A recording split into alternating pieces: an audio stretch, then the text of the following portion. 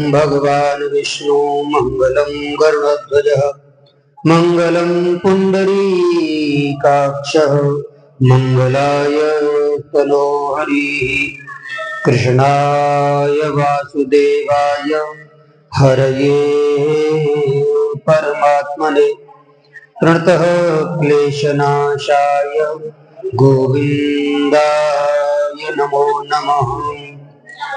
वंशी विभूषितकरान्नवनीलदाभात् पीताम्बरादरुणबिम्बफलादरोष्टात् पूर्णेन्दुसुन्दरमुखादरविन्दनेत्रात् कृष्णात् परं किमपि तत्त्वमहं न जाने।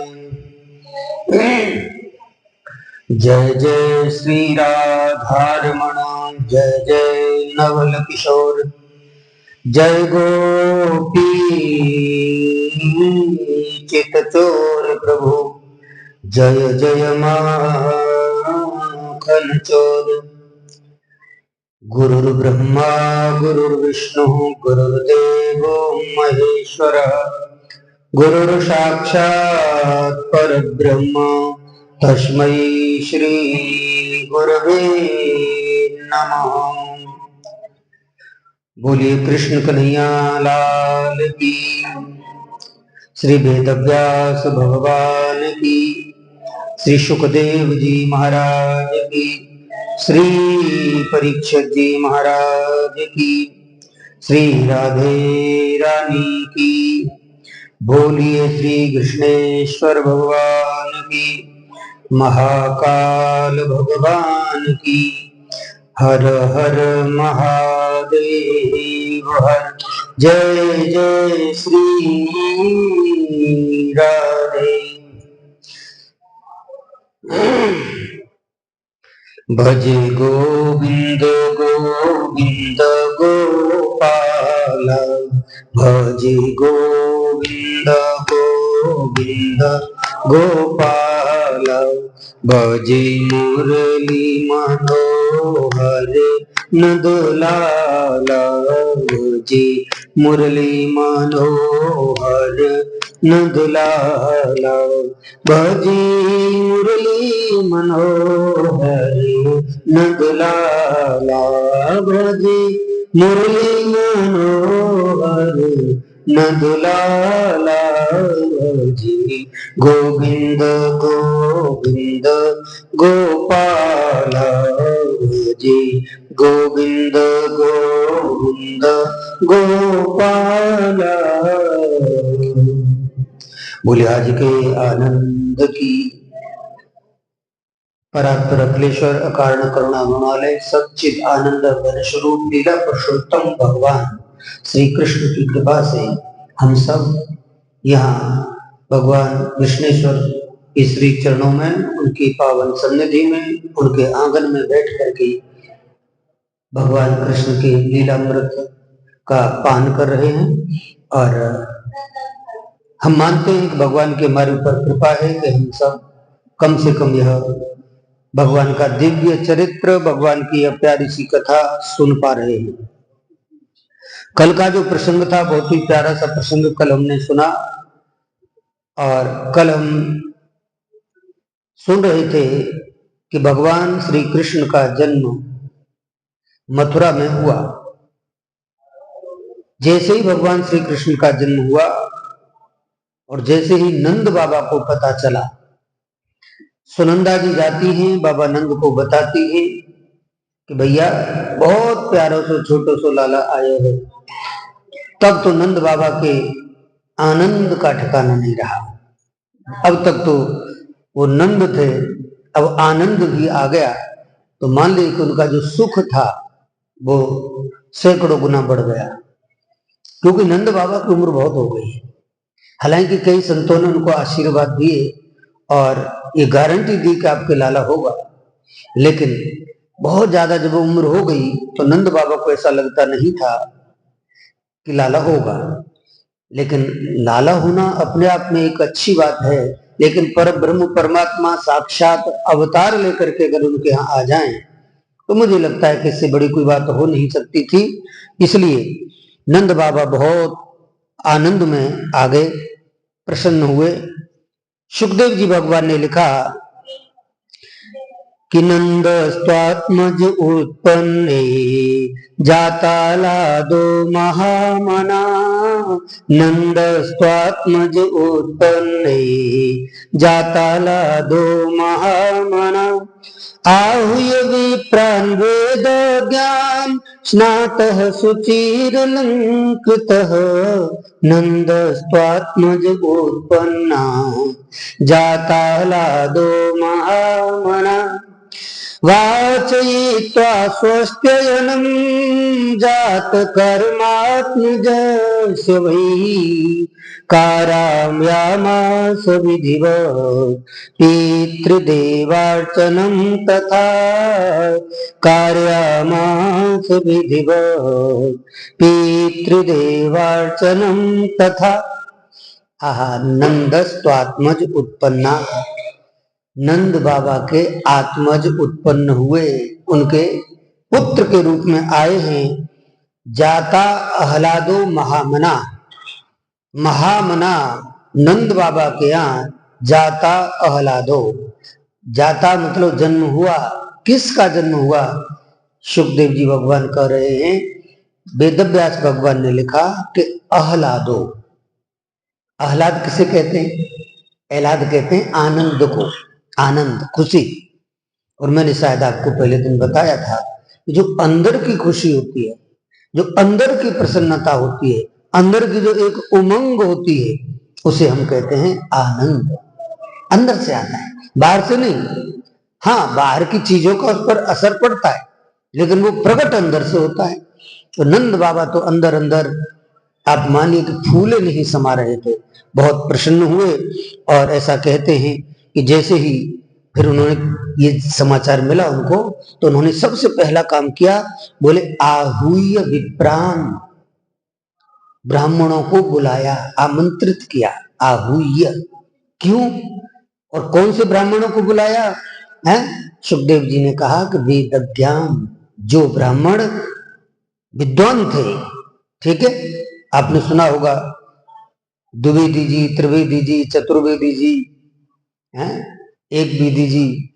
बोले एक वेदी जी नहीं सुना, तो एक वेदी जी का मतलब होता है उपाध्याय जी। हाँ, तो ऐसे करके जो महान महान विद्वान ब्राह्मण थे, पूरे ब्रज में छाट छाट करके सबको आमंत्रित किया। नंद बाबा ने बुलाया, क्योंकि आनंद किसको आया है? नंद बाबा को। तो नंद बाबा ने कहा, भाई मैं तो राजा हूं, एक प्रकार से तो अपने तो है, अपने में राजा ही थे वो। तो 9 लाख गायों के मालिक, 9 लाख गायें थी उनके। हाँ, तो ऐसे नंद बाबा ने कहा कि जो विद्वान विद्वान ब्राह्मण हैं उन सबको आमंत्रित करो। बोले ब्राह्मण क्या करेंगे? हैं? तब उन्होंने कहा कि ब्राह्मण जो है बच्चे के आगमन पर वेद मंत्रों का उच्चारण करेंगे। वेद ज्ञान ब्राह्मण है तो वेद मंत्रों का उच्चारण करेंगे। और विद्वान ब्राह्मण जो होते हैं वो उच्चारण शुद्ध करते हैं। और जब शुद्ध उच्चारण होता है मांगलिक अवसरों पर, तो उस कार्य में आने वाली बाधाएं दूर होती हैं और व्यक्ति का मंगल होता है। तो ऐसा कहते हैं कि बड़े बड़े विद्वान ब्राह्मण आए और उन्होंने क्या किया? बोले वाचयित्वा स्वस्त्ययनम, स्वस्तिक मंत्र बोलने लगे, स्वस्ति वाचन करने लगे। ओम स्वस्ति नः इंद्रो वृद्धश्रवाः, स्वस्ति नः पूषा विश्ववेदाः, स्वस्ति नस्तार्क्ष्यो अरिष्टनेमिः, स्वस्ति नो बृहस्पतिर्दधातु। कुल मिलाकर के नंद बाबा के आंगन में स्वस्ति मंत्र बोले जाने लगे। सब बड़े प्रसन्न हुए और जो जात कर्म की जो विधि थी वो पूरी योग्य और विद्वान ब्राह्मणों के द्वारा सब संपन्न हो रही है। नंद बाबा बहुत प्रसन्न हैं। ऐसा कहते हैं कि जैसे ही ब्रजवासियों को पता चला कि नंद बाबा के यहाँ बेटा हुआ है, लाला हुआ है, अब तो जिस जिसको पता चलता है भागे चले जाते हैं। सब आ रहे, क्यों आ रहे हैं सब? क्योंकि सभी नंद बाबा को मानते हैं और सबको ये भी खुशी है कि नंद बाबा के बुढ़ापे में लाला आए। बोले बुढ़ापे में? बोले हाँ। तो जितनी खुशी नंद बाबा को ही, ऐसे ही अन्य ब्रजवासियों को भी खुशी हो रही है। सब एक खुशी का आनंद अपने अंदर महसूस कर रहे हैं। और नंद बाबा अपने यहाँ जो भी लोग आ रहे हैं ना, उनको देख देख करके बहुत प्रसन्न हो रहे हैं, और ऐसा कहते हैं कि उन्होंने दान देने के लिए उस समय ब्राह्मणों को दान देने के लिए, हाँ, आहा, 2 लाख गायें, उनके जो सींग थे उनको सोने से मढ़वाया, गायों के सींग, और जो गायों के जो पैर थे उनको चांदी से मढ़वाया, और उन पर बढ़िया बढ़िया हीरे मोती से सजवा करके उनके ऊपर वो डाली गई, ऊपर की जो चादरें होती है, हमारे यहाँ तो झूल कहते थे उसको, आपके यहाँ जो भी कहते हो, उससे बहुत सुंदर तरीके से गायों को सजाया, उनको हाथ पहनाए, और बताते हो पहाड़ के समान ऊंचे ऊंचे 7 तिल के पहाड़ बनाए, मतलब तिल का दान किया। तो नंद बाबा खुल करके दान कर रहे हैं, हीरे मोती जवाहरात, जिसको जो चाहिए। अब तो नंद बाबा के आंगन में भीड़ लग गई, सारे ब्रजवासी इकट्ठे हो गए, माता बहनें सब चली आ रही हैं, गोपियां चली आ रही हैं, ब्रज की ब्रजवासी सब जिसको पता चल रहा है, हैं? अब तो फिर नंद बाबा ने कहा कि चलो ये खुशी के अवसर हैं, और इस अवसर पर अगर सभी यहाँ पधार रहे हैं, इससे अच्छा कुछ हो नहीं सकता। कुल मिलाकर के जात कर्म संस्कार भगवान कृष्ण का कराया गया। अब यहाँ सब आ रहे थे, लेकिन इतनी खुशी के मौके पर अभी अगर यहाँ कोई नहीं है तो वो नहीं है रोहिणी जी, ठीक है, रोहिणी जी नहीं है। बोले रोहिणी जी क्यों नहीं है? रोहिणी जी इसलिए नहीं है कि रोहिणी जी प्रोत्सित भर्तका है। प्रोत्सित भर्तका का अर्थ होता है कि जिसका पति कहीं विदेश में चला गया हो, या कहीं विशेष संकट में हो, दुख में हो, पीड़ा में हो, तो उस पत्नी को चाहिए कि वह उत्सवों में न जाए, वो ज्यादा नाचे कूदे नहीं, वो ज्यादा श्रृंगार नहीं करे, वो ऐसी जगहों पर नहीं जाए जहां बहुत ज्यादा खुशी का माहौल हो। क्यों? क्योंकि जब उसका पति संकट में है तो वो किसकी खुशी मनाए? ये बात बहुत बड़ी कही। तो रोहिणी जी इस समय दुखी है। क्यों दुखी है? क्योंकि वसुदेव जी तो जेल में है, समझ गए कि नहीं? अब दूसरा जो सबसे बड़ा रोहिणी जी को दुख है वो इस बात का है कि रोहिणी जी के जो लाला हुआ है बलराम जी, वो पहले हो गए हैं, लेकिन वो कुछ बोलता ही नहीं। रोहिणी जी ने कहा कि बड़ी मुश्किल से ये लाला तो हुआ, लेकिन ये तो कुछ बोलता ही नहीं है। चुप रहते हैं बलराम जी, एकदम चुप, उदास रहते हैं, कुछ नहीं बोलते। तो रोहिणी जी को ऐसा लगता है कि हे भगवान, ये मेरा बालक बोलेगा भी कि नहीं बोलेगा, ये गूंगा है, बहरा है, क्या है, कुछ समझ में नहीं आ रहा है। अगर ये बोला ही नहीं आगे चल करके तो क्या होगा? तो रोहिणी जी को बड़ा भारी टेंशन रहता है, और किसी का बालक बोले नहीं तो उसको टेंशन तो होगा ही। तो इसलिए रोहिणी जी दुखी थी। लेकिन नंद बाबा ने कहा भाई सब आए हैं, लेकिन फिर इसमें रोहिणी जी आ नहीं रही है तो अपने को उनको बुलाना चाहिए, ऐसा उन्होंने सोचा। और नंद बाबा स्वयं रोहिणी जी को बुलाने के लिए उनके वहां जाते हैं और कहते हैं करे सब आ रही रोहिणी जी, आप भी आओ, आप क्यों नहीं आ रही हो? तो रोहिणी जी ने सोचा कि चलो नंद बाबा आए हैं तो अब तो जाना ही पड़ेगा, क्योंकि देखो भारत में रहने वाली प्रत्येक महिला का ही धर्म है तो वह अपने अपने से जो बड़े हैं रिश्ते में उनका सम्मान करे। तो कुल मिलाकर के अब नंद बाबा और वसुदेव जी आपस में दोनों घनिष्ठ मित्र थे, ठीक है कि नहीं? इसीलिए रोहिणी जी नंद बाबा के यहाँ रह रही थी, जिससे कि सुरक्षित रह सके, ठीक है, तो अच्छी बात है। तो नंद बाबा ने आमंत्रित किया तो फिर रोहिणी जी आई, और जब रोहिणी जी वहां आई तो ऐसा कहते हैं कि उनके साथ में भगवान कृष्ण थे। अब भगवान कृष्ण साथ में हैं, और रोहिणी जी भगवान कृष्ण का दर्शन कर रही हैं, पहली बार दर्शन किया। तो ऐसा कहते हैं कि जैसे रोहिणी जी ने भगवान कृष्ण को नजदीक से देखा तो बलराम जी ने भी देखा, और जैसे ही बलराम जी ने भगवान कृष्ण को पहली बार देखा और उनकी आंखें आपस में मिली, तो ऐसा कहते हैं कि बलराम जी एक साथ खिलखिला करके हंसे, जोर से हंसे। और जैसे ही बलराम जी हंसे तो रोहिणी जी की तो खुशी का ठिकाना नहीं है, उछलने लगे गोद में। तो रोहिणी जी ने कहा अरे अरे है, अरे नंदरानी देखो तो मेरे लाला को क्या हो गया, ये तो आज तक ऊपर है पलक उठा करके देखता भी नहीं था किसी को, ये तो आज तक बोलता ही नहीं था, लेकिन जैसे ही इस लाला को देखा है, तेरे लाला को, ये तो एकदम खुश हो गया। तो ऐसा लग रहा है, नंदरानी ने कहा कि ऐसा लग रहा है कि इनका कोई पूर्व का संबंध हो, ऐसा है। आहा, इसे कौन जानता था? उनमें से तो कोई कम से कम नहीं जानता था कि ये पूर्व का ही संबंध है, क्योंकि पहले जन्म में जब भगवान राम बड़े होकर के आए और लक्ष्मण जी छोटे थे, तो राम जी के अनुशासन में, राम जी की मर्यादा में लक्ष्मण जी को रहना पड़ता था, दब के रहते थे, आपको पता है, एक पैर पर खड़े रहे सेवा में, हैं। तो बस उसी समय रामावतार में ये निश्चित हो गया था कि अब अगला अवतार जब होगा, हैं, तो राम जी ने कहा अगले अवतार में आप बड़े बनना और हम छोटे बनेंगे। समझ गए? बलराम जी जो है, बहुत समझने की बात है, उनसे कह दिया, लक्ष्मण जी से कह दिया था कि आप बड़े बनना, हम छोटे बनेंगे। तो जो शेषावतार पहले लक्ष्मण जी थे, वही लक्ष्मण जी इस बार बड़े बन करके बलराम बने हैं। बड़े मतलब उनसे पहले जन्म हुआ है इसलिए, ठीक है कि नहीं? क्योंकि वो सप्तम गर्भ है, 7वें थे क्रम से, और भगवान कृष्ण 8वें थे, तो ये इसलिए बड़े हुए। बड़े हो तो गए, लेकिन उन्होंने देखा कि जब हम पहले जब हमारा जन्म हुआ था, तो बलराम जी सोचते हैं कि आते आते हमको भगवान का दर्शन हुआ था, क्योंकि राम जी पहले आ चुके थे लक्ष्मण जी से पहले, तो पहले जब हमको आते आते दर्शन हुआ था, तो इस बार हमको दर्शन क्यों नहीं हुआ? तो इसीलिए भगवान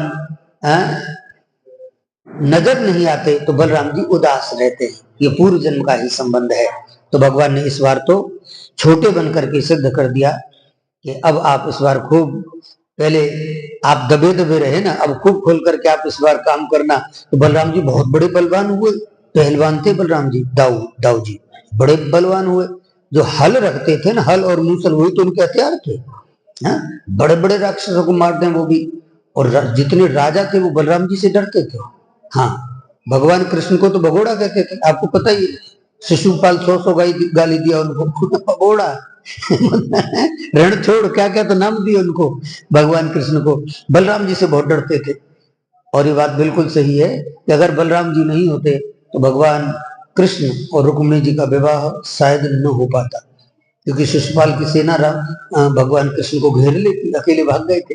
वो तो पीछे से बलराम जी गए चतुरंगिनी सेना लेकर के, और फिर उनसे कह दिया कि जा तू तो लेके जा, मैं सब संभाल लूंगा। संभाल लिया। तो ऐसे बलराम जी बहुत ही प्रसन्न हो रहे हैं, जैसे ही देखा तो उनकी खुशी का ठिकाना नहीं रहा। हा हा। तो कुल मिलाकर के आज बहुत ही आनंद का माहौल है। अब जैसे ही सब वहां आनंद हो रहा था, नाच गान हो रहा है, मंगल गीत गाए जा रहे हैं, सारी ब्रजवासिनी वहां गोपियां एकत्रित हो गई हैं, और सब जितने बड़े, छोटे से लेकर के बड़े तक जितने भी थे सब आ गए। सब पूरा माहौल बना हुआ है आनंद का। उसी में अब तो रोहिणी जी को जो चिंता थी, अब वो चिंता तो दूर हो गई, क्योंकि बलराम जी ने आंखें भी खोल ली और बलराम जी खिलखिला करके हंसने भी लगे। तो रोहिणी जी तो अब नहीं अपने आप को रोक पाई। तो रोहिणी जी भी ताता थैया करने लगी, सबके साथ में नाचने लगी हैं। हाँ, वेद व्यास भगवान लिखते हैं कि रोहिणी च महाभागा नंद गोपाभिनंदिता व्यचर दिव्यवासहस्रे कंठाभरण भूषिता। रोहिणी जी बहुत प्रसन्न होकर के अपने सौभाग्य की सराहना करते हुए अब तो सज धज करके रोहिणी जी सभी गोपियों के साथ मिलकर के नाच रही हैं, आनंद ले रही हैं। और नंद बाबा के आंगन में मान लीजिए कि आनंद उमड़ पड़ा है। ऐसे सब लोग, अब इसी बीच में खूब जोर से उत्सव मनाया जा रहा था, बधाइयां गाई जा रही थी। इसी बीच में नंद बाबा ने अचानक से ब्रजवासियों से कहा, करे भैया, मैं तो इस शोरगुल में और इस उत्सव में, आनंद में, मैं तो यही भूल गया कि हमको कंस को टैक्स देना था, कर। नंद बाबा कंस को टैक्स देते थे। अब आप सोच रहे होंगे कि नंद बाबा कंस को क्यों टैक्स देते थे? वो जो पूतना थी, पूतना वकी, ठीक है कि नहीं, पूतना ने कंस से कहा कि भैया बिल्कुल टेंशन लेने का नहीं, मैं बैठी हूं ना, है। तो उन्होंने कहा कि बहुत अच्छी बात है। बोले तू क्या करेगी? तो पूतना ने कहा कि देख, 1 महीने के अंदर पूरे ब्रज में जितने बच्चों का जन्म हुआ है ना, मैं सबको मार डालूंगी। क्या करूंगी? बच्चों को मार डालूंगी, मेरा काम है ये, मैं वेश बदलना जानती हूँ। हाँ, और जो जो जहां मुझे पता चलेगा कि हाँ बच्चे का जन्म हुआ है उसी को मैं मार डालूंगी। तो जब सब पूरे 1 महीने के अंदर के सारे ही बच्चे मर जाएंगे तो फिर तो तेरी मृत्यु नहीं होगी, फिर तो तेरा काल नहीं आएगा, फिर तो तेरा काल जन्म नहीं लेगा, ऐसा कहा। ठीक है, तो अब बताते हैं कि भगवान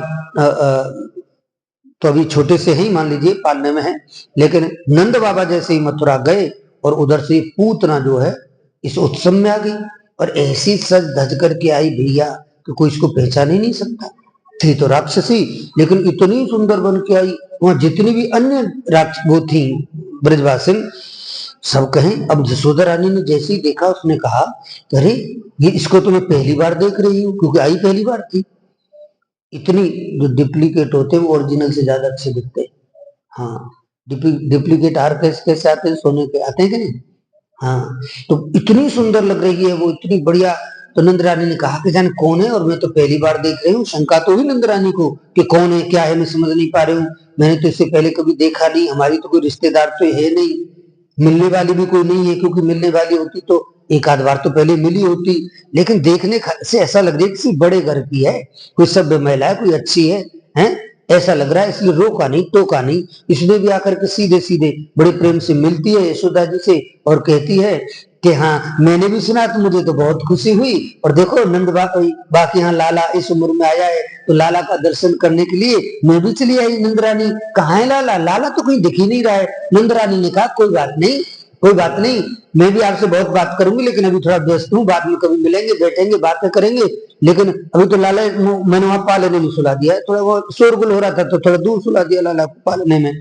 तो ऐसे इशारा करके कि लाला बाहर सो रहा है, पालने में है, और अभी मैं इस उत्सव में व्यस्त हूँ, फिर अपन बैठेंगे बात करेंगे। यही तो ये चाहती कि लाला कहाँ है। तो इसको पता चल गया कि कन्हैया कहाँ है। वो जितने भी ये ब्रजवासी थे सब तो उत्सव में मस्त थे, और ये तो वहां गई और कन्हैया के यहाँ जाकर के कन्हैया को दूध पिलाने का प्रयास करने लगी। कन्हैया समझ गई कि दूध जो पिलाने के लिए आई है मौसी जी, ये दूध नहीं, ये जहर पिलाने के लिए आई। क्योंकि तो भगवान थे ना, भगवान तो भगवान ही होता है। वो भले ही दूसरों को ऐसे लगे सामान्य बालक, लेकिन बालक थोड़ी, उनके अंदर जो भगवत्ता है वो तो थी। तो कुल मिलाकर के भगवान समझ जाते हैं कि ये कोई सामान्य नहीं है। भगवान ने जान लिया कि ये दूध पिलाने नहीं, ये निश्चित रूप से मुझे जहर पिलाने आई है, हैं? सुखदेव जी भगवान कह रहे हैं कि कंसेन प्रतिहता, कंसेन प्रहिता घोरा, पूतना बाल घातिनी, शिशु से चार निघ्नांति, पुरग्राम ब्रजादिशु, पुरग्राम ब्रजादिशु। जहां जहां भी गांव में आसपास ब्रज में जिस बच्चे का जन्म होता है इसको पता चल जाता है तो तुरंत वहां पहुंच जाती है, यही इसका काम है, इसलिए आज यहाँ आई है। तो भगवान ने ये कहा कि आई तो है, लेकिन हो सकता है मेरे जीवन में तो ऐसी घटनाएं घटित होती रही हैं, पहले भी एक आई थी मेरे जीवन में। कब न, रामावतार में सूपन खाई सज धज करके, सज धज करके आई है ना पूतना। तो भगवान देखते ही समझ गए कि वो कुछ ज्यादा ही सज धज करके आई है, तो कुछ तो गड़बड़ है। तो भगवान समझ गए कि एक बार पहले भी आई थी सज धज करके, ये है तो राक्षसी। जो बकासुर है उसकी ये बहन है, सगी बहन, इसका नाम है वकी। ठीक है, लेकिन पूतना नाम क्यों पड़ गया? क्योंकि इसने संकल्प ले लिया कि मैं एक भी पूत को नहीं रहने दूंगी। पूत मतलब पुत्र, बेटा, ठीक है कि नहीं। और दूसरा अर्थ होता है पूत माने पवित्र, ना माने नहीं, जो पवित्र नहीं, जिसके विचार पवित्र नहीं, और जो दूसरे को मारना चाह रहा है, किसी की खुशियों को छीनना चाह रहा है। मेरी बात ध्यान से सुनना, जो दूसरे की खुशी को छीनता है वो सबसे बड़ा पापी होता है। हाँ, एक बात याद रखनी चाहिए कि जीवन में हम कुछ अच्छा कर पाए कोई बात नहीं, कितना भजन कर पा रहे हैं, कितना पाठ कर पा रहे हैं, जितना हो अच्छी बात है। मन में एक सिद्धांत बना लें कि हम किसी का दिल नहीं दुखाएंगे। जो व्यक्ति इतना सोच लेते हैं कि हम किसी का दिल नहीं दुखाएंगे, किसी को दुखी नहीं करेंगे, उनसे परमात्मा प्रसन्न रहता है। क्योंकि आपने सुना होगा कि आत्मा सो परमात्मा, ये आत्मा ही तो परमात्मा है, और कौन है परमात्मा? तो आपका, आपकी आत्मा जितनी शुद्ध है, विशुद्ध है, आपका मन, अब आप मन के रूप में समझे इसको, आपका मन जितना पवित्र है, उतने ही आप भगवान के नजदीक हैं और उतने ही भगवान आपसे खुश हैं। तो पूतना का तो स्वभाव है, ये तो किसी का पूत देख नहीं सकती, इसके लिए तो बस सीधे पूत नहीं होना, किसी का बेटा बचना नहीं, 1 महीने में जितने बच्चे हैं सबको मारना। तो कुल मिलाकर के भगवान ने जैसे इसको देखा, देखते भगवान ने आंखें बंद कर ली हैं। अब विद्वानों ने कहा कि पूतना को देखते ही भगवान ने आंखें क्यों बंद कर ली? बोले भगवान ये सोच रहे थे, भगवान ने कहा कि पहले भी एक बार आई थी भैया, और तब तो ठीक है, जब भी नहीं देखा था। शूर्पणखा भगवान के सामने जब पहुंची थी ना, तब भी भगवान ने शूर्पणखा की ओर नहीं देखा था, इसने तो शादी का प्रस्ताव रखा था, इसने तो कहा था कि तुम सम पुरुष नमो सम नारी, यह संयोग विद रचा बिचारी।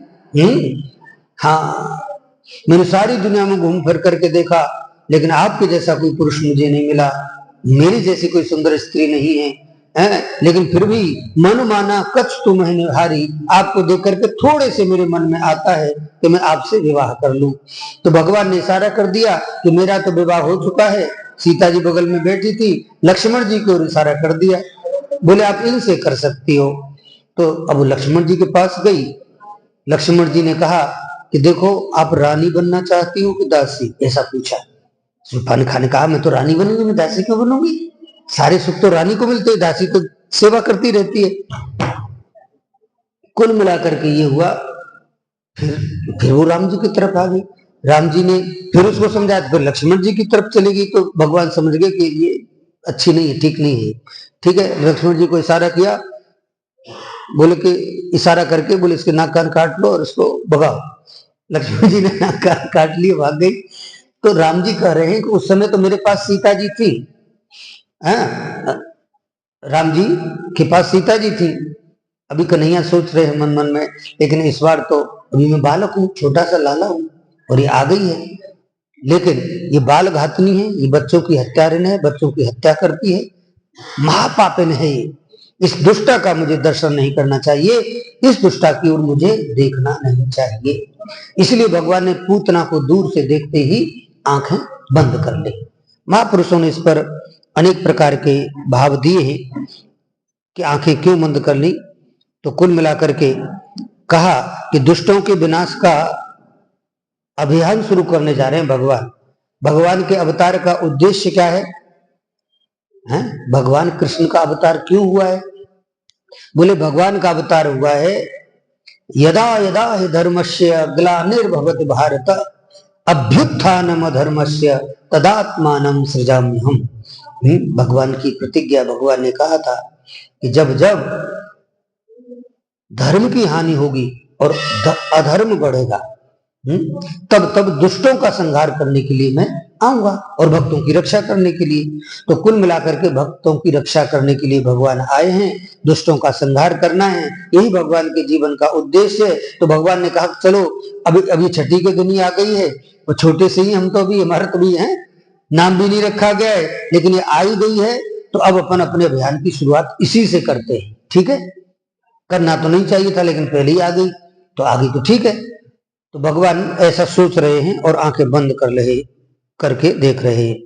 दूसरी बात है, एक और भाव महापुरुषों ने दिया कि पूतना ने इसलिए आंखें बंद की क्योंकि भगवान ने इसलिए आंखें बंद की क्योंकि भगवान सोचने लगे कि हम आए तो थे मक्खन खाने के लिए, मिश्री खाने के लिए, और ये देवी जी हमको जहर पिलाने चली हैं शुरुआत में, तो हम तो जहर नहीं पीते। भोले बाबा का ध्यान करने लगे कि भोले बाबा हमको तो जहर वहर पीने का कोई अभ्यास है नहीं, आपको अभ्यास है। हाँ, आपको अभ्यास है, आप जहर पी सकते हैं, इसलिए हे नीलकंठ महादेव आप आए हैं और जहर को आप पी जाए, हमारी रक्षा करें। भगवान शिव का ध्यान करने लगे। कौन? कन्हैया, छोटे से लाला। इसके बाद में कहा कि भगवान श्री कृष्ण आंख बंद करके सोच रहे हैं कि इसका मैं करूं क्या, इसको मैं सूर्य मार्ग से भेजूं कि चंद्र मार्ग से भेजूं। तो हमारी जो आंखों के पलक होते हैं, इन पर सूर्य और चंद्र का निवास होता है। तो इधर सूर्य और चंद्र दोनों ने मना कर दिया, मतलब पलकें गिर गई और दोनों ने कह दिया कि हम अपने लोक में, ठीक है, सूर्य भगवान ने कह दिया हम अपने लोक में इस दुष्टा को नहीं आने देंगे, और चंद्रदेव ने भी कह दिया इस बाल घातनी का हमारे यहाँ कोई स्थान नहीं। तो सूर्य और चंद्र दोनों लोकों से इस बाल घातनी पूतना को आने से मना कर दिया गया, इसलिए आंखें भगवान की बंद हो गई। ठीक है, एक और बहुत ही प्यारा स्वभाव सुनिए, है? अच्छा, भगवान सोचने लगे कि आज देखो मेरा कैसा समय है, कभी मैं मात्र 6 दिन का हुआ हूं और इस बाल घातनी का दूध मुझे पीना पड़ रहा है? ये कड़वी दवा है, लेकिन पीना इसलिए पड़ेगा, बहुत ध्यान से सुनना, पीना इसलिए पड़ेगा क्योंकि अगर मैं नहीं पीऊंगा तो इसका उद्धार होगा नहीं। दूध नहीं, उसके प्राणों को पीना था भगवान को, दूध नहीं प्राण। ठीक है, मरने का तो खैर सवाल ही नहीं था। तो भगवान जो है, जब आप कोई कड़वी दवा लेते हैं, डॉक्टर कोई दवा दे पीने की, कोई सिरप, और वो बहुत कड़वी हो, तो बड़े तो भले ही हिम्मत करके पी ले, बच्चे तो बिल्कुल नहीं पीते। तो बच्चों को पिलाना बहुत कठिन होता है कड़वी दवा को। तो क्या करते हैं, बच्चों को जबरदस्ती माँ डांट करके पिलाती भी है, तो बच्चे दवा पीते भी हैं तो एकदम आंख बंद करके पी जाते हैं। माँ कहती है आंख बंद करके पी जा, हाँ कहती है कि नहीं कि आंख बंद करके पी जाए। तो भगवान ने कहा कि पीना तो पड़ेगा भाई, क्योंकि इसका उद्धार करना है। जहर क्या, मुझे तो इसके प्राणों को पीना है। तो भगवान आंख बंद करके पीने लगे, हैं? ऐसा महापुरुषों ने कहा। दूसरे भगवान ने कहा कि हम हैं मायापति और ये बन के आई है मायावती जिसका उद्धार तो करना ही है। तो सोचने लगे कि आखिर इसको भेजे कहां। भगवान बार बार आंख बंद करके सोच रहे हैं कि चलो अभी आई है तो इसका उद्धार तो करना ही है, लेकिन अब डर ये लग रहा है कि अभी अभी इसका कुछ करें तो कहीं हमारा जो उत्सव चल रहा है, सब लोगों में जो एक खुशी है, जो एक आनंद है, उमंग है, कहीं ये खतरे में न पड़ जाए। तो भगवान विचार कर रहे हैं कि अगर सीधे सीधे इसकी पोल खुल गई तो फिर उत्सव बिगड़ जाएगा, तो अपने को विचार करके इसका कुछ करना चाहिए। ऐसे भगवान आंख बंद करके विचार करने लगे। दूसरे कहते हैं कि सबसे महत्वपूर्ण भाव है, ध्यान से सुनना। महापुरुषों ने कहा कि भगवान ने पूतना को इसलिए नहीं देखा, किस लिए? क्योंकि जो महापुरुष होते हैं वो हर किसी पर दृष्टि नहीं डालते, कुपात्र पर दृष्टि नहीं डालते, ये कहा। ठीक है कि नहीं? तो भगवान ने कहा कि ये बाल घातनी है, इसका उद्देश्य गलत है, इसका काम ही बच्चों की हत्या करना है, इसलिए ये मेरी दृष्टि की पात्र नहीं है, ये कुपात्र है, ऐसा कहा। क्योंकि वेद कहते हैं, वेदों का क्या सूत्र है देखो, भद्रम कर्णेभिः शृणुयाम देवा, कहते हैं कि पंडित जी मंत्र में बोलते हैं, भद्रम कर्णेभिः शृणुयाम, हम अपने कानों से अच्छा सुने, खराब न सुने। ठीक है कि नहीं? तो प्रार्थना की गई है। दूसरे उन्होंने कहा कि भद्रम पश्येमाक्षिभिर्जत्रा, हम अपनी आंखों से अच्छा देखें, हम शुभ सुने, शुभ का दर्शन करें, ये हमारी वैदिक प्रार्थना है? तो भगवान सोचने लगे कि ये हमारी दृष्टि की पात्र नहीं हो सकती, क्योंकि हमारी आंखें तो कल्याणकारी दृश्य देखना चाहती है। ये बाल घातनी इस प्रकार की महिलाओं को देखना नहीं चाहती हैं। जिसकी आंख और कान पवित्र हैं, वेदों ने कहा उसका पूरा जीवन पवित्र है।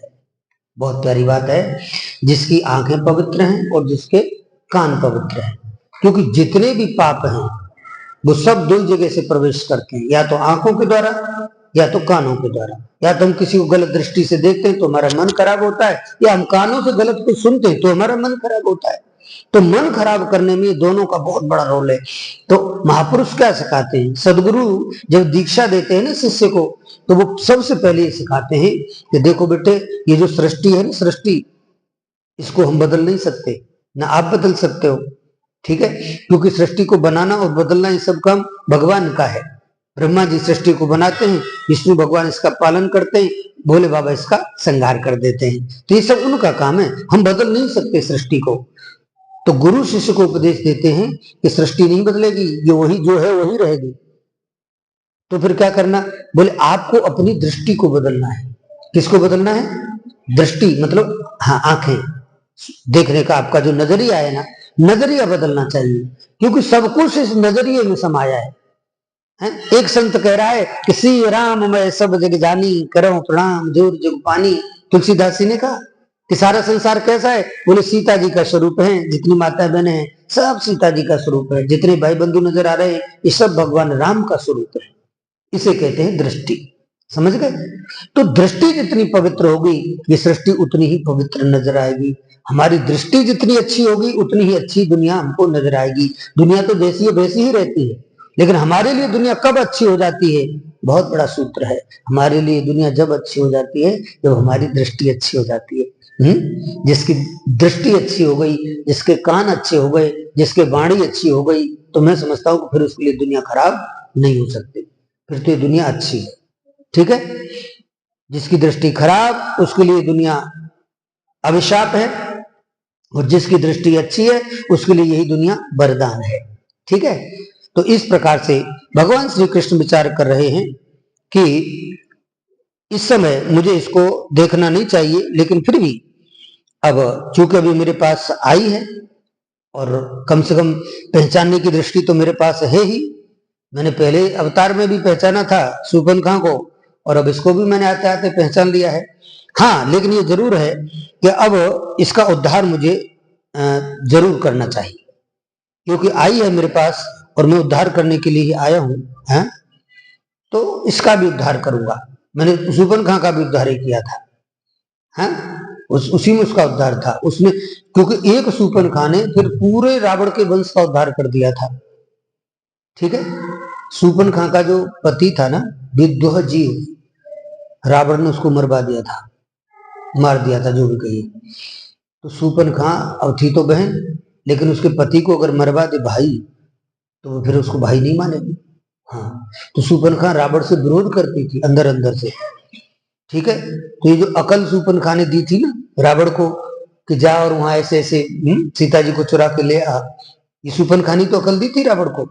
इसलिए दी थी कि तूने मुझे विधवा बनाया है रावण, मैं तेरे घर घर में विधवा बिठा लूंगी। समझ गए? ये अकल थी, ये टेक्निकल पॉइंट यही था। तो शूर्पणखा रावण का विरोध करती थी अंदर से, इसलिए रावण को के कुल का नाश कराने में सबसे बड़ा रोल शूर्पणखा का रहा था। ठीक है कि नहीं?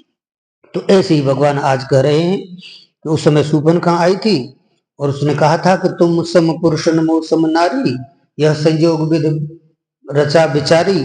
और देखो इस जन्म में मैं छोटा सा हूं, गोद में हूं, तभी तक ये भी आ गई। चलो इसका भी कोई न कोई तो उपाय हमको करना पड़ेगा। लेकिन समस्या ये है कि पहले तो मैंने शूर्पणखा को देखा नहीं था, क्योंकि मेरे पास सीता जी थी, मेरी दृष्टि सीता जी की तरफ थी। लेकिन इस बार सीता जी है नहीं, और मेरे बारे में दुनिया जानती है। भगवान श्री राम के लिए लिखा है कि रामचंद्र परान दारान चक्षुषः नाभिपश्यति। रामचंद्र परांदारान, दूसरी स्त्री को, दूसरे की स्त्री को भगवान श्री राम चक्षुषः आंखों से न अभिपश्यति, नहीं देखते हैं, न अभिपश्यति, नहीं देखते। कौन? भगवान श्री राम। इसलिए भगवान श्री राम को मर्यादा पुरुषोत्तम कहा गया। अब नहीं देखते इसका तात्पर्य ये होता है कि गलत दृष्टि से नहीं देखते। समझ में आ गया? हाँ, देखोगे तो आप पूरी दुनिया को, क्यों नहीं देखो, आप थोड़ी लोगे। दृष्टि अच्छी रहनी चाहिए, भावना अच्छी रहनी चाहिए। तो जब भावना अच्छी होगी, मन अच्छा होगा, तो भगवान हमारे ऊपर प्रसन्न होंगे, हम पर कृपा करेंगे। गोस्वामी जी ने लिखा कि निर्मल मन जन सो मोहि पावा, मोहि कपट छल छिद्र भावा। प्रेम अति प्रकट हो ही में ज्यादा, प्रेम से प्रकट होते हैं। प्रेम भी कैसा हो? बोले निर्मल प्रेम हो। मन कैसा हो? सुमन हो, निर्मल हो। है? तो निर्मल मन कब होगा? बोले जब दृष्टि निर्मल होगी, जब आपके कान निर्मल होंगे, जब वाणी निर्मल होगी, है, जब आपके कर्म निर्मल होंगे, तभी न मन निर्मल होगा। कोई सोचे कि ऐसे ही मन निर्मल हो जाएगा? मन ऐसे ही निर्मल नहीं होता। अगर ऐसे होता है तो फिर साधना क्यों करें? इस मन को ही निर्मल करने के लिए भक्त इतना भजन करते हैं, इतनी भक्ति करते हैं, ज्ञानी जन इतना ज्ञान प्राप्त करते हैं, साधक साधनाएं करते हैं। इसके लिए, मन के लिए, मन कंट्रोल में रहे, मन निर्मल रहे, मन है पवित्र रहे। क्योंकि पवित्र मन को ही परमात्मा पसंद करते हैं। हाँ, और भगवान जो है ना ऊपर से नहीं देखते, अंदर से देखते हैं। अब आजकल तो फोटो तो सब खींचते हैं, आप तो जानती हैं, जब फोटो खींचते हैं तो एक तो कैमरा से फोटो मोबाइल से खींचा जाता है आजकल, है कैमरा से खींचता है फोटो, तो वो उसमें कैमरा में बाहर का फोटो आता है, आप बाहर से कैसे दिख रहे हैं। और एक आपका होता है एक्सरा, एक्सरा भी तो जानते हैं ना आप सब, एक्सरा डॉक्टर लोग लिखते हैं, मशीन से एक्सरा आपका हो जाता है। तो एक्सरा का जो जो फोटो है उसको कौन देखता है, डॉक्टर, ठीक है। वो कहाँ का फोटो होता है, अंदर का, हड्डी टूटी है कि नहीं टूटी है? अंदर क्या है, तो अंदर क्या है ये एक्सरा में पता चलता है? और बाहर क्या है ये इसे मोबाइल से पता चल जाता है? तो भगवान कौन सा फोटो खींचते हैं, अंदर का एक्सरा, भगवान लेते हैं एक्सरा, है बोले अंदर क्या है, अंदर से जो अच्छा आता है ना उस जिसको भगवान ओके कह दें, मान लीजिए कि उसका उद्धार हो गया। हाँ, अब भगवान कृष्ण के सामने समस्या आई, कि देखो सुपन कहाँ आई थी, तो वो भी बाहर से तो बड़ी सुंदर थी, लेकिन उसका फोटो तो अच्छा आया था, लेकिन एक्सरा ठीक नहीं आया था। और ये पूतना आई है, तो ये भी फोटो तो इसका भी अच्छा लग रहा है, लेकिन एक्सरा इसका भी ठीक ठाक नहीं दिख रहा, क्योंकि इसकी तो नियत ही मुझे मारना है? बच्चों को मारने वाली अच्छी कैसे हो सकती है। कुल मिलाकर के भगवान श्री कृष्ण ऐसा सोचते हैं कि जैसी भी है मुझे इसका उद्धार कर देना चाहिए, क्योंकि ये कुछ भी हो लेकिन ये आई है ऊपर से मुझे दूध पिलाने, और दूध पिलाने का काम होता है माँ का। दूध कौन पिलाती है, माँ। तो ये माँ बन करके आई, मतलब मौसी है, माँ जैसी है, दूध पिला रही है तो मौसी हुई मेरी, और मौसी हुई तो फिर मैं बाद में जाकर के जो गति माँ को मिलेगी वही गति अभी से मुझे इसको दे देनी चाहिए, ठीक है। भगवान इसलिए भी आंखें बंद कर रहे थे कि आखिर में इसको कौन सी गति दूं। तो भगवान ने ऐसे सोचा है, भगवान अवगुण को भी कभी कभी गुण के रूप में देख लेते हैं। आई थी जहर पिलाने, भगवान ने कहा दूध पिलाने आई है, माँ का काम कर रही है, चलो माँ की गति दे दो, है। हाँ, तो भगवान पूतना को ऐसा कहते हैं। ये सब विचार करने के बाद अब दूध के साथ साथ कन्हैया ने दूध नहीं पिया, उसके प्राण पी लिए। पूतना के दूध के साथ साथ प्राणों को खींचते गए। गाढ़म करभ्याम भगवान प्रपीड्य तत् प्राणे ही समम रोष समन्वितोपिवत्।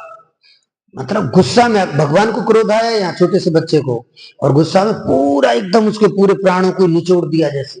अब पूतना चिल्लाने लगी। जब पहले तो पूतना ने सोचा कि बालक होगा, और जब भगवान उसके प्राणों को ही खींचने लगे तो पूतना समझ गई तो कुछ अलग ही मामला, चिल्लाने लगी, ऐसा भी कहते हैं। लेकिन भगवान ने मौका कहाँ दिया, और जब वो चिल्लाने लगी उसको पता चला कि मेरे तो प्राणों पर ही संकट आ गया, तो पूतना ने एकदम बड़ा रूप बना लिया, है बड़ी राक्षसी बन गई। ठीक, आई थी बहुत सुंदर बन के, लेकिन जैसे ही पता चला कि ये तो मेरे प्राणों को ही लेना चाहता लगता है, मैं तो इसको बालक समझ करके आई थी, ये तो कुछ और ही है, तुरंत राक्षसी बन गई। भगवान ने कहा तू जो बनना हो सो बन जा, मुझसे नहीं जीत सकती आज तू, क्योंकि मैं समझ चुका हूं तू किस लिए आई है। तो बताते भगवान पूतना के दूध के साथ साथ प्राणों को खींच लिए, और पूतना फिर धड़ाम से पीछे गिरी। जब धड़ाम से पीछे गिरी तो ऐसा कहा जाता है पूतना 6 कोस में होकर के गिरी थी, इतना बड़ा शरीर हो गया था। 6 कोस का मतलब होता है 18 किलोमीटर, ठीक है कि नहीं। हाँ, इतनी बड़ी थी पूतना। सवाई माधोपुर कितने किलोमीटर यहाँ से, 40-50, हाँ तो करीब करीब आधे तक पहुंच जाओ, इतनी लंबी तक इतनी बड़ी थी। अब वो गिर गई, और जहां जहां पूतना गिरी सारे पेड़ पौधे टूट गए, वो पूरा पहाड़ का पहाड़। और जब उसके टूटने की आवाज आई, उसके गिरने की आवाज आई, तो सब एकदम सबका ध्यान बट गया, उत्सव मनाया जा रहा था। तो उन्होंने कहा ये क्या हुआ, जान कहीं कोई जान क्या गिरा, राम जान इतनी जोर से आवाज आई है, सब भागे देखने लगे। नंदरानी ने कहा सब तो ठीक है, लेकिन लाला कहाँ है। अरे बोले लाला तो कहीं नहीं है, लाला तो दिख नहीं रहा, यहाँ पालने पर सो रहा था। तो जहाँ भगवान कृष्ण को पालने में सुलाया था, और वहां भगवान दिखे नहीं। तो मारे चारों तरफ हाहाकार मच गया कि लाला कहाँ गया। सब खोज रहे, खोजते खोजते पता चला, करी बाप रे, ये ऊंचा ऊंचा इतना बड़ा है, क्या पड़ा है, ये क्या पहाड़ जैसा दिख रहा है। तो वहां जाकर के देखा तो एक राक्षसी पड़ी है। तो बताते हैं कि वहां कन्हैया उसके ऊपर खेल रहे हैं। उसके पेट पर। तो फिर बताते हैं कि बड़ी सी नसेनी रख करके कन्हैया को उसके ऊपर से उतारा। ठीक है कि नहीं? हाँ। तो कुल मिलाकर के और सब फिर बाद में विचार करने के लिए सोचने में आए सबके कि यार जो भी हुआ, लेकिन आखिर ऐसा हुआ क्यों? ये छोटे से भगवान ने पूतना को कैसे मार दिया? अब भगवान को तो वहां से उतार लिया, लेकिन अब जसोदा जी को ये चिंता हुई कि ये वहां चढ़ कैसे गया, छोटा सा बालक मेरा। ठीक है कि नहीं? बच्चों ने कहा कि चढ़ नहीं गया, कि इसी ने इसको मारा है? तो जसोदा जी ने कहा कि ये कैसे मार देगा इतना छोटा सा इसको, इतनी बड़ी राक्षसी को? तो किसी ने कहा शायद हो सकता है ये भाग के जा रही होगी इसलिए गिर गई होगी, मर गई होगी। बोले नहीं, ऐसा नहीं, भागने में कोई गिरता है तो आगे की तरफ गिरता है, पीछे की तरफ नहीं। हाँ। तो कुल मिलाकर के लोग इस पर विचार करने लगे। सब घबरा तो गए थे, लेकिन लाला को देख करके सब प्रसन्न हो गए हैं। जैसे ही सब लाला को पा करके प्रसन्न हुए, जसोदा जी ने कहा कि सबसे पहले मेरे लाला को, हे भगवान, इसकी नजर लगी होगी, इसके अला भला जाने क्या क्या राक्षसी थी। मैं तो अपने बच्चे की नजर चढ़ाने के लिए तुरंत बच्चे को गौशाला में लेकर के जाती हूँ। कहाँ? गौशाला में। गौशाला है आपके यहाँ? हाँ। इतना सुन लो, भगवान का नाम है गोविंद। ठीक? गोविंद का मतलब होता है गायों के गोपालक भी होता है, गोपाल भी है और गोविंद भी है। ठीक है? गोविंद माने गायों के स्वामी, जो गायों की रक्षा करते हैं, रक्षक। और गोपाल माने गायों को पालने वाले, गोसेवक। तो कल है, और कल गोपाष्टमी भी आ रही है, बहुत अच्छी बात है। तो अब आप इतना याद रखना कि आपके बच्चे को जब भी नजर लगे, सीधे गौ माता की पूंछ से उसकी नजर झाड़ दो। जसोदा जी सीधे कन्हैया को गौशाला में लेकर के गई। ठीक है कि नहीं? गौमूत्र से स्नान कराया, गाय के गोबर का लेप किया, गाय की पूंछ से उसको, गाय के चरणों की रज से भगवान का स्नान कराया, और गाय की जो पूंछ थी उसे जड़ाया नजर को। तो तब कहीं जाकर के भगवान तो खैर भगवान थे, लेकिन माँ का तो भाव है। तो ऐसा कहते हैं कि जो पंचगव्य होता है ना, इससे पवित्र इस धरती पर कुछ है नहीं। अब गाय को ऐसी थोड़ी माता कह देते हैं।